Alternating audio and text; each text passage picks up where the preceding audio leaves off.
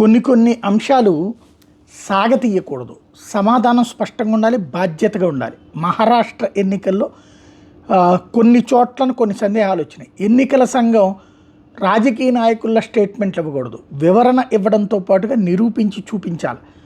మొన్న ఆంధ్రప్రదేశ్లో కొన్ని ఎన్నికలకు సంబంధించినటువంటి చోట్ల వివాదం వచ్చినప్పుడు దానికి వీవీప్యాట్లు కౌంట్ చేసి చూపించడం మానేసి, కావాలంటే మిషన్ ఇస్తాం, మిషన్లో మళ్ళీ మీరు ఓట్లు వేసుకోండి, అది భర్తయ్యో లేదో చూసుకోండి అనే ఒక విచిత్రమైనటువంటి కాన్సెప్ట్కి వెళ్ళింది. అది ఖచ్చితంగా రాజ్యాంగానికి ఏం సంబంధం ఉండదు, కానీ రాజ్యాంగబద్ధ వ్యవస్థ బాధ్యత తప్పినట్టు అవుతుంది, బుల్డోజ్ అయినట్టు అవుతుంది. అక్కడ లోపం జరిగింది. అట్లాగే ఇప్పుడు మహారాష్ట్రలో కూడా తాజాగా సంఘటన ఒకటి చోటు చేసుకుంది. మహారాష్ట్ర ఎన్నికల్లో కాంగ్రెస్ క్యాండిడేట్ కునాల్ బాబా పటేల్కి ఒక ఊర్లో అతనికి బాగా పట్టున్నటువంటి ప్రదేశంలో 0 ఓట్లు వచ్చినాయి.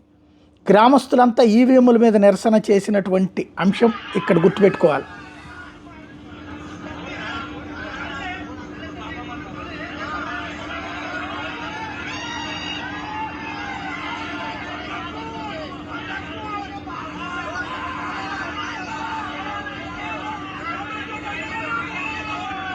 వీళ్ళందరూ కూడా నిరసన వ్యక్తం చేస్తుంది.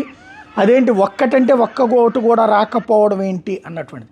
ఖచ్చితంగా ఇట్లాంటివే లాంగ్ స్టాండింగ్లో, అంటే ఇప్పటికిప్పుడైతే ప్రస్తుతం పోలీసులను పెట్టినో లేకపోతే ఏ వ్యవస్థ లేదు కదా అని బుల్డోజ్ చేయొచ్చు. బట్ మంచి అన్నటువంటిది లాంగ్ స్టాండింగ్ ఆపడం కాదు, నిజం కావాలి ఇక్కడ పబ్లిక్కి.